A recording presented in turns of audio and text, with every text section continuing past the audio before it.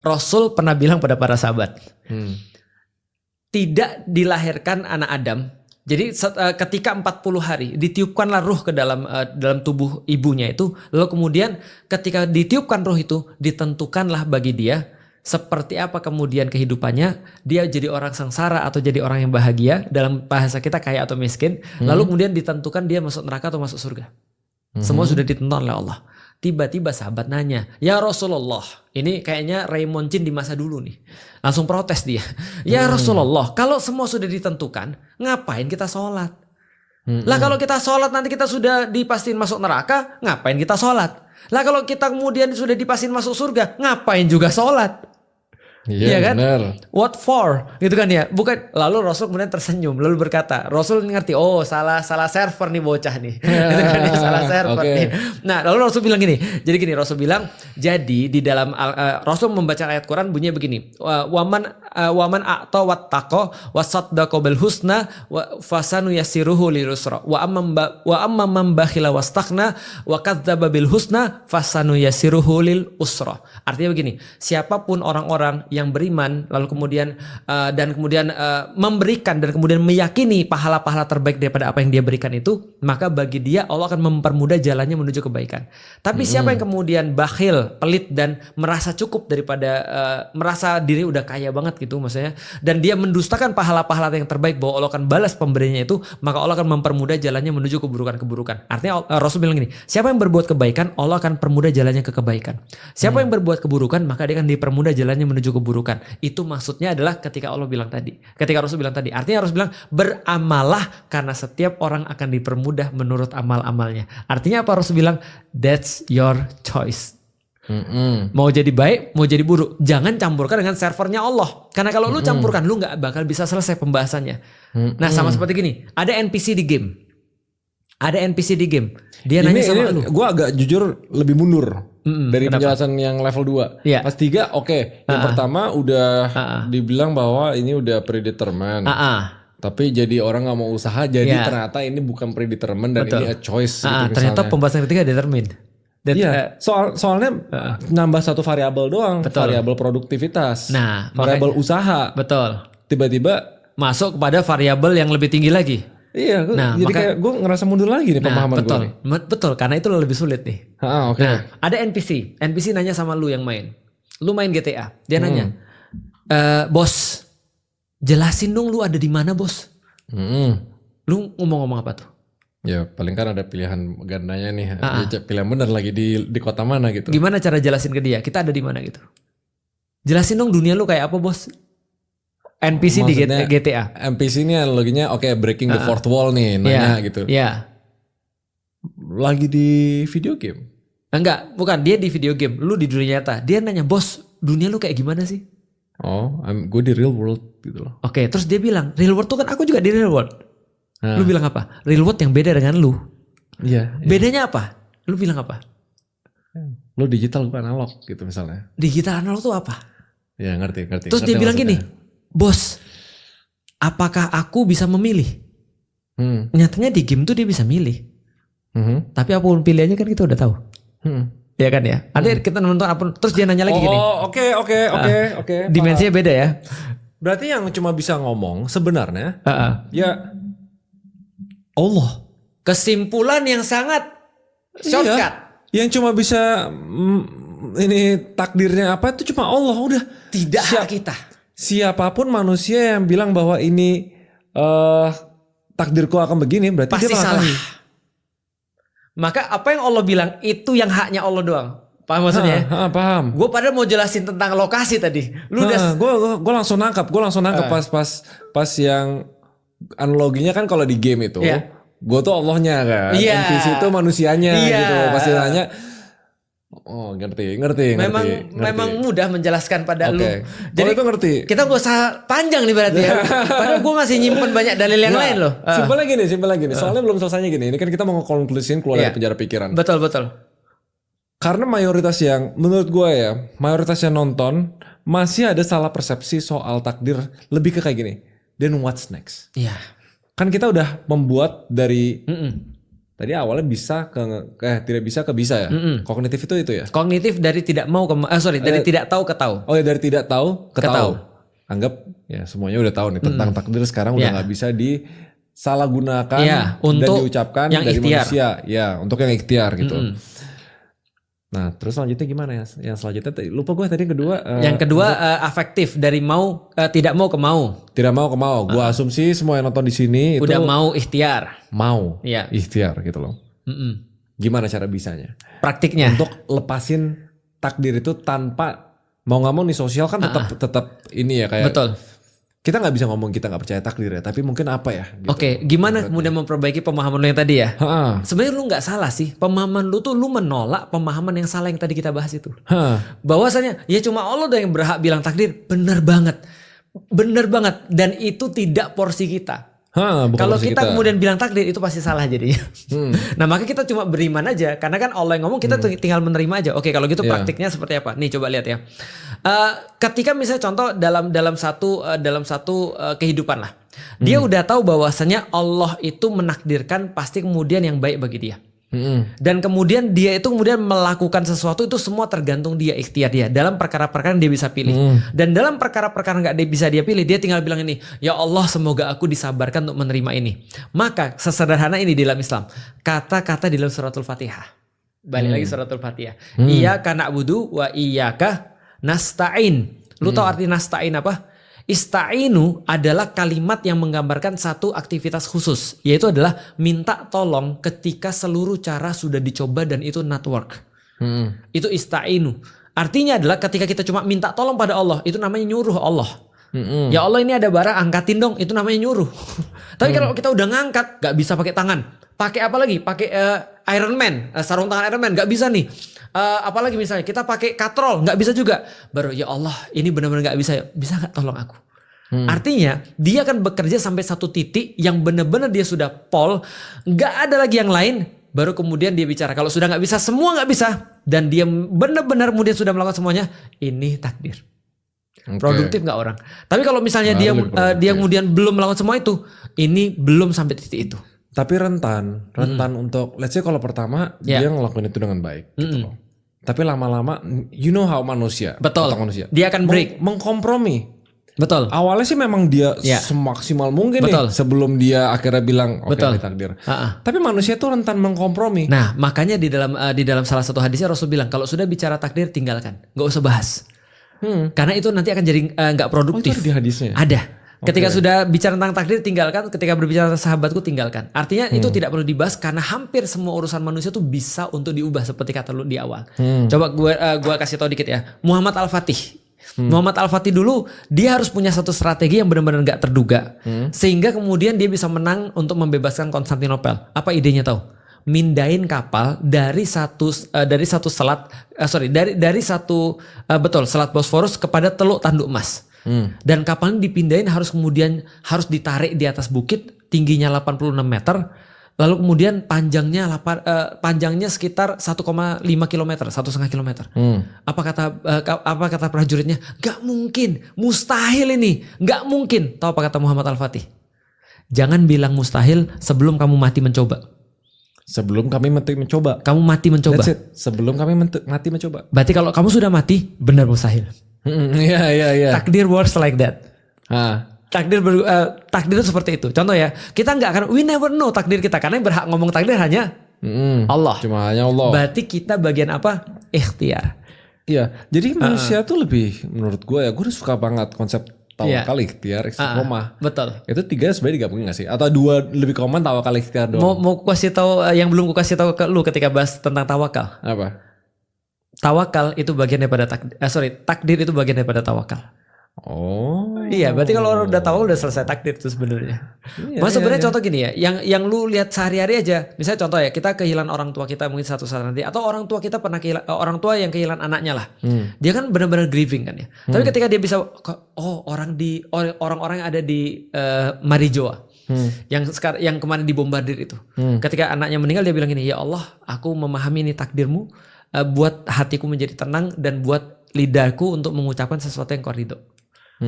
Itu berarti takdir. Nah, itu membantu mereka banget kan. Nah, termasuk kemudian ketika kita dilahirkan sebagai orang yang tadi berkulit putih, sipit, kita tahu takdir kita seperti apa. Ada orang dilahirkan kemudian cacat misalnya. Dia kemudian ridho pada takdir. Anak autis itu takdir. Menerima sesuatu yang tidak bisa diubah misalnya. Betul. Karena banyak orang loh yang kayak kehilangan.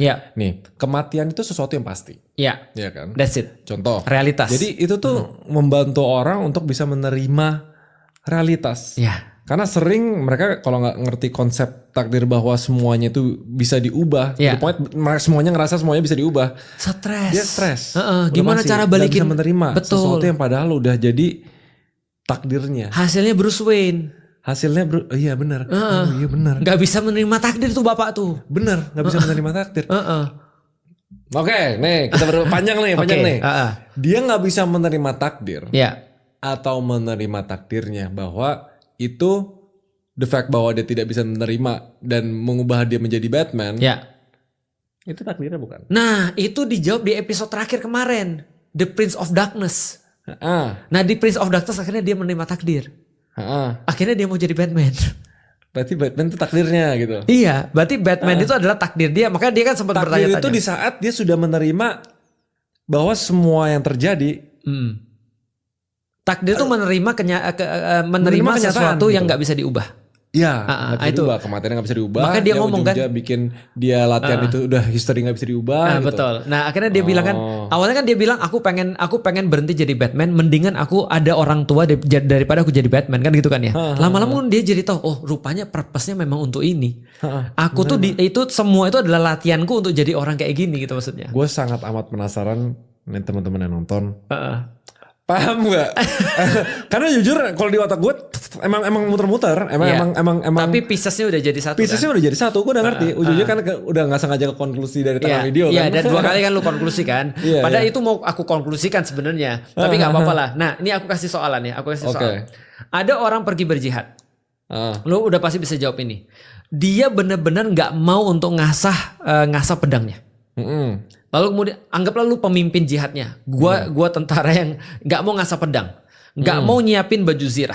Lu nanya ke gua, mana baju zirah lu? Allah yang melindungi, bukan baju zirah. Kalau lu pikir baju zirah yang melindungin lu sudah rusak tauhid lu, Raymond. Lu tanya lagi, pedang lu mana? Ray. Yang bunuh itu bukan kita, Allah yang bunuh. Di dalam Al-Quran ada ayatnya. Bukan kita yang melempar, melainkan Allah yang melempar. Kalau lu gak percaya, berarti lu tauhid lu diragukan, Ray. Lu bilang apa sama gue? Gue masukin ke rumah sakit jiwa aja. Karena gue menganggap bahwa gue lagi mencampurkan, itu omongan gue kan bukan omongan Allah kan. Kalau omongan Allah pantas gak kayak gitu? Pantas dong. Dia beda dimensi. Tapi itu omongan siapa? Omongan dia. Yang keluar dari mulutnya. Betul. Terus aku bilang lagi, kalau Allah sudah takdirin kita menang, Ray, kita pasti menang. Walaupun tanpa strategi. Tapi kalau Allah sudah pastiin kita kalah, Allah sudah takdirin kita kalah, udah terima aja, Ray. Ya udah itu urusan Allah. Usaha kita ya usaha kita. Betul. Gitu. Kita tetap harus ikhtiar gitu kan. Who knows? Kita tahu nggak sih sekarang keputusan Allah apa? Sekarang tugas kita ikhtiar. Iya, kalau lu meyakini itu dan anggap itu bahwa faktanya, berarti lu melangkahi Allah. Berarti siapa yang nggak menerima takdir? Lu atau gue? Dalam kasus ini. Betul. Iya. Lu tahu kan sekarang kan ya, berarti ada orang-orang yang ngomong ke lu tentang, Ray, lu gak beriman pada takdir. Sebenarnya lu yang beriman pada takdir. Karena lu berusaha pada perkara-perkara yang bukan takdir. Sedangkan lu menerima perkara-perkara yang realitasnya gak bisa diubah. Itu yang dinamakan beriman pada takdir. Diginin aman-aman. Mereka berdua lagi ngedengerin. Terus kita kayak gini mereka kayak gini. Berarti itu pemahaman lu yang benar. Nah itu yang justru harus diinsaf pada semua muslim. Nah pertanyaan gue berikutnya, produktif gak orang muslim kalau begitu? Produktif banget kan? Karena gini. Harusnya produktif semua. Karena Elon Musk itu hanya bukan Elon Musk. Eiichiro Oda Sensei itu nggak tidur. Itu tidur cuma 3 jam sehari. Selainnya dia gambar One Piece. Dan dia sudah berapa puluh tahun tuh buat One Piece. Dan dia cuma pengen jadi seorang mangaka yang dikenang di seluruh dunia. Cuma dunia doang kan batasnya kan. Kita pengennya selain dunia, Ray. Nah kalau kita punya motivasi sampai ujung situ, harusnya kita lebih produktif daripada dia. Benar. Nah itulah harusnya muslim. Berarti gue ngerti sih kalau soal takdir itu intinya kayak gini. Kalau udah ngerti sekali dan semestinya nih sudah ngerti esensinya dan arti takdir sebenarnya. Udah jangan terlalu bahas-bahas lagi. Bener. bahasnya kapan? Ketika benar-benar ada realitas yang nggak bisa diubah. Yes. Makanya lu tahu ada salah satu doa yang katanya doa Nabi Sulaiman, tapi aku nggak tahu sih. Ini yang jelas doanya para ulama. Tapi katanya doa Nabi Sulaiman. Doanya begini. Ya lebih baik gini ya, doa ulama lah ya. Doanya begini. Ya Allah, berikan aku kemampuan untuk membedakan mana yang bisa aku ubah. Akhirnya aku bisa produktif dan maksimal dalam mengubah itu, dan berikan aku kesabaran dalam perkara-perkara aku nggak bisa ubah, sehingga aku bisa menerimanya dengan takdirmu, dan kebijaksanaan untuk bisa membedakan mana yang bisa diubah dan mana yang nggak bisa diubah. Kebijaksanaan untuk bisa membedakan. Berarti yang ujung-ujungnya yang tergantung adalah kebijaksanaan kita sih. Karena kadang-kadang kesalahan kita adalah kita melihat sesuatu ini bisa diubah padahal nggak bisa, atau melihat sesuatu tuh nggak bisa diubah padahal bisa. Most of the time yang mana? Bisa diubah. Most of the time bisa diubah. Dan kita udah bikin framework ini. Ujung-ujungnya kebijaksanaan kan jadi basisnya nih untuk kita takdir benar atau salah persepsinya. Dan kebijaksanaan diawali dari knowledge. Dari berpikir. Betul. Ujung-ujungnya balik sana lagi. Betul. Ngerti sih, berarti semuanya ujung-ujungnya bermuara ke lu harus meningkatkan taraf berpikir. Baru sekali gue jelasin takdir di bawah 1 jam nih. Serius? Emang biasanya berapa jam? Biasa berapa pertemuan gitu biasanya. Serius. Karena ini terus terang ya, ini perkara paling tricky yang harus dijelasin ke orang. Karena bahkan orang-orang yang dijelasin takdir aja dia masih nggak bisa menerapkan dalam kehidupan dia. Bahwasanya dia karena again belum punya kebijaksanaannya untuk bisa membedakan mana yang tidak bisa diubah. Iya lagi. Ya udah berarti gitu solusinya, ya, berarti solusinya gini, daripada 3 jam menjelaskan tentang takdir. Mendingan 1 jam aja tapi secukupnya, yang penting dia tahu esensi besarnya, sisanya menaikkan taraf berpikir dia. Benar. Ujung-ujungnya balik lagi tugasnya. Dan lu tahu gak sih pembahasan takdir itu baru muncul kapan? Di kalangan umat muslim. Baru muncul ketika mereka sudah ditinggal oleh Rasulullah. Sebelumnya mereka gak pernah banyak bahas. Mereka udah tahu bahwa saya takdir itu cuma pada perkara-perkara gak bisa dikontrol. Udah gitu aja. Kalau gak bisa dikontrol berarti lu tinggal beriman. Dan lu gak akan ditanya oleh Allah. Jawabannya itu aja. Iya. Dalam perkara-perkara yang gak kita pilih, kita gak ditanya. Allah nanti gak akan nanya aku, Li kenapa kamu sipit? Aku bilang lah, aku gak tahu lah. Gitu kan ya. Nah karena gak ditanya berarti gak dihisap. Iya. Nggak ada potensi benar dan salah. Tapi aku tinggal repot pada perkara-perkara yang aku bisa pilih. Karena itu pasti ditanya oleh Allah. Lik, kenapa kamu nggak pakai peci? Lik, aku siap akan menjawab pada Allah. Lik, kenapa kamu nggak pakai sorban? Aku siap akan menjawab pada Allah. Lik, kenapa kamu gunakan uangmu ke sini? Aku akan siap menjawab pada Allah. Siap nggak siap sih? Ada aturannya nggak? Kayak kita, let's say kita udah mengimani takdir. Betul. Tapi kita demi membuat aturan ke diri sendiri lah, bangun habit. Kita nggak mau menyebut takdir sama sekali gitu. Kita mengimani tapi kita nggak mau menyebut itu. Let's say gue mau bikin rekomendasi ke teman-teman nih, udah nggak usah sebut takdir dulu sama sekali, sampai lu bener-bener nggak usah sama sekali gitu misalnya. Itu dosa nggak? That's okay. Gak ada masalah. Selama lu tetap beriman pada tetap mengimani gitu. Gak ada. Nah mau gue kasih tau yang lebih bagus gak? Gue jadi ingat perkataan ada satu ulama. Ada di buku Hakadha Dhahara Jilu Salahuddin wa Hakadha Adatil Quds. Begini caranya begini caranya Salahuddin itu muncul, generasi Salahuddin muncul, dan begini caranya Al-Quds dibebaskan, Baitul Maqdis, Yerusalem dulu di zamannya Salahuddin Al-Ayyubi. Ternyata salah satu pemahaman yang paling parah pada saat adalah takdir. Karena orang udah merasa ini sudah takdir. Nah itu pemahaman paling parah. Apa gini aja, ya udah takdir itu gak usah dibahas. Gak usah dibahas, manusia Betul. Mengimani bahwa itu porsinya Allah. Betul. Terus kalau manusia ya udah tawakal, ikhtiar, istiqomah. Bagus. Soalnya kalau secara statistik yang real dia bakal bilang oh ini takdirku dan dia itu benar. Itu tuh sangat amat kecil, single digit persen, mungkin less than 1% gitu. Nah, kejadian sisanya tuh pasti sesuatu yang kita harus usaha. Benar, most of seluruh masalah kita adalah pada bidang yang kita bisa usahain. Dan ulama itu ketika dalam buku itu tau nggak bilang apa? Beriman pada takdir, bukan pasrah pada takdir. Terus dia bilang kita harus melawan takdir. Bahkan kata-katanya begitu. Dia bilang kayak gitu. Melawan takdir, agak kontroversi sih. Benar. Tapi kita tahu maksudnya apa. Maksudnya itu benar. Nah, dijelasin oleh ulama itu melawan takdir apa? Ketika lu sakit pergi ke dokter. Itu namanya melawan takdir. Jangan ya Allah terima. Itu harus. Karena lu gak bisa milih. Makanya kalau yang manusiawi udah paling bener rule of thumb-nya lu jangan ngomong takdir. Ya rule of thumb-nya begitu. Mengimani aja. Ya betul. Mengimani takdir. Ya mengimani aja. Tapi lu gak usah ngomong takdir. Betul. Gitu. Karena biasanya kalau lu ngomong takdir. Allah. Lu jadi juru bicaranya Allah. Iya. Udah berusaha aja. Iya. Nanti juga gak bisa juga kita tahu kok ujungnya gak bisa. Iya. Mau jadi juru bicaranya Allah itu kata Feren nabi terbaru. Tunggu nabi terbaru dulu. Udah pulang nabi terbaru. Udah pulang. Gitu, tapi oke, nangkep. Udah nangkep ya? Ujung-ujungnya. Berarti lu gak ada masalah kan dengan beriman pada takdir kan? Gak ada masalah. Gak ada masalah. Kalau ini gak ada masalah. Karena lu masalahnya pada orang-orang yang salah beriman pada takdir. Aduh, ini banyak kombinasi episode-episode sebelumnya sih tentang Islam dan Muslim, pemahaman, persepsi dan lain-lain gitu. Berarti memang Pak Ustadz ini sangat amat banyak. Lu bayangin ya, gue belum bahas tentang kemarin appointmentnya sama Ro. Gue belum bahas tentang Abu Bakar sama Abu Ubaidah ketemu dan bahas tentang takdir.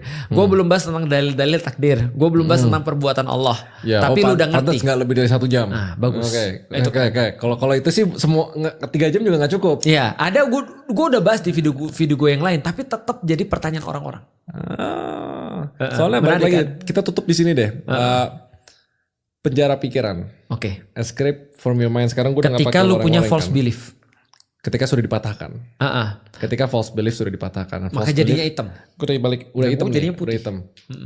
Nanti minggu ketiga beda lagi. Dan ingat ya, tanpa kita sadar ada banyak false belief di dalam kepala kita yang membuat kita nggak jadi siapa-siapa. Itu benar. Contohnya kayak gini, daripada kayak ini ada ruangan nih, isinya sampah semua. Dan kita nggak tahu itu sampah, taunya itu semuanya berharga karena kita udah ngelakuin itu udah dari dulu gitu. False belief. Kalau mau isinya semuanya berlian, sampahnya harus dibuang dulu tuh. Betul. Harus dan masukin berlian kan. Sebelum dimasukin dulu. Sebelum dimasukin itu berarti ruangan kosong kan. Betul. Berarti harus hitam dulu. Nah, darkness itu harus selalu ada. Jadi kalau misalnya light yang menyinari darkness itu pas terang tapi terangnya salah. Misalnya kayak kita mau fotografi nih, tapi dia ketutup. Dia kan ada color temperature kan, 6.000, 5.000 sekian. Ternyata dia salah gitu. Ilangin dulu lampunya, baru diganti dengan lampu lain. Jadi makanya konsepnya tadi awalnya gue kepikiran gitu hitam. Jadi pas kita udah keluar dari penjara pikiran, kita hitam dulu. Blank slate. Baru hitam itu bisa diisi gitu loh. Terakhir aku akan kasih cerita tentang Ibnu Hajar al-Asqalani. Ibnu Hajar al-Asqalani. Ini orang benar-benar sekolah nggak bisa paham apapun, nggak bisa paham apapun. Makanya kemudian saking nggak paham apapun dia bilang kayak batu. Benar-benar nggak bisa pak. Teman-temannya udah kemana dia? Apa-apa tadi? Nah, ini cerita bagi teman-teman ya yang merasa bahwa dirinya itu kayak ditakdirkan bodoh gitu maksudnya. Ibnu Hajar suatu waktu ketika dia keluar daripada kelasnya karena dia tuh benar-benar nggak bisa belajar apapun, sulit banget kemudian untuk ngapal apapun, dia ngelihat satu batu di gua ditetesin air. Lama-lama bolong. Dia muncul belief yang baru. Apa beliefnya? Batu aja kena air bolong ya. Masa gua kagak? Berarti yang penting konsisten, lakukan terus. Dan dia jadi ulama besar. Istiqomah. Dan lebih besar daripada 1000 karomah itu miracles kan. Miracles. Nah berarti istiqomah itu penting kan. Nah itu false belief diganti dengan belief yang baru yang bagus. Makanya ada orang beliefnya enggak, gua itu adalah orang yang pintar dan gua adalah cepat belajar. Itu bagus. Jangan sebaliknya. Ini pasti bisa, atas izin Allah pasti bisa. Harus begitu orang muslim. Jangan kayaknya takdirnya bukan ya. Gak gitu. Lu bertindak atas nama Allah kalau begitu. Ya udah yakin Allah suruh lu ikhtiar, udah gitu aja. Ikhtiar, tawakal. Dan bagian daripada tawakal adalah takdir. Bagian daripada tawakal adalah ikhtiar itu. Itu kalau di Al-Quran ada urutannya gak sih antara tawakal, ikhtiar sama itu apa? Seperti kata lu, tawakal tuh membungkus semuanya. Itu kata-kata udah paling bagus tuh. Membungkus ikhtiar, membungkus kemudian pemahaman tentang takdir dan segala macam. Itu semua tawakal. Tawakal itu adalah mewakilkan semuanya pada Allah.